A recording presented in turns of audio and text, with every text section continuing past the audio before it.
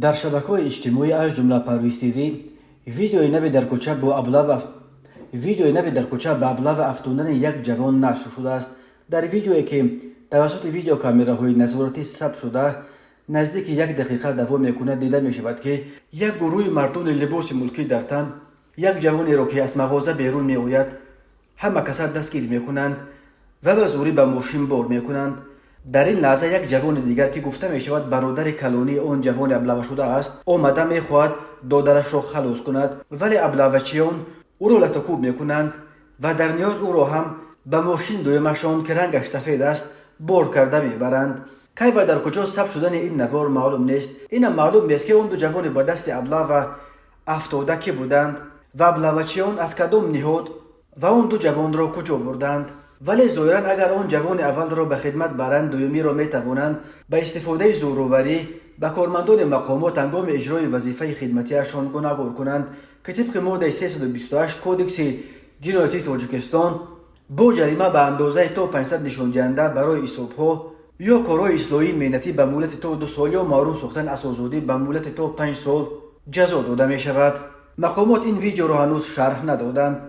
روز 11 اپریل سال 2023 دو ویدیو ظاهرا ابلاغ در جریان موسم بهاری دعوت به صف قوه‌های مسلح تاجیکستان به دست اداره پایگاه خبری بامداد رسید که در آنها نیز لحظه‌های مجبوراً دستگیر کردن و بردن دو جوان ثبت شده بود. در این شب و روز موسم بهاری دعوت به صف ارتش تاجیکستان ادامه دارد. این معرکه از 1 اپریل آغاز یافته تا 31 مای دوام می‌کند. امسال شهروندان سالهای تولدشان از 1996 تا 2005 به خدمت حربی جلب کرده می‌شوند. وزارت مدافع تاجیکستان اخیراً خبر داد که طی 2 روز اول دعوت بهاری نقشه دعوت علاقه 40% اجرا شده است. دعوت به صف قوه‌های مسلح تاجیکستان هر سال 2 مرتبه بهار در ماه‌های اپریل و می، تیرماه در ماه‌های اکتبر نوامبر صورت می‌گیرد. هر سال قوه‌های مسلح تاجیکستان تقریباً به 16000 نوسکر احتیاج دارند، اما با آنکه در تاجیکستان تقریباً 700,000 جوانان سن و سال دعوتی به سر میبرند، کمیسریات‌های حربی در هر موسم در اجرای نقشه دعوت مشکل میکشند.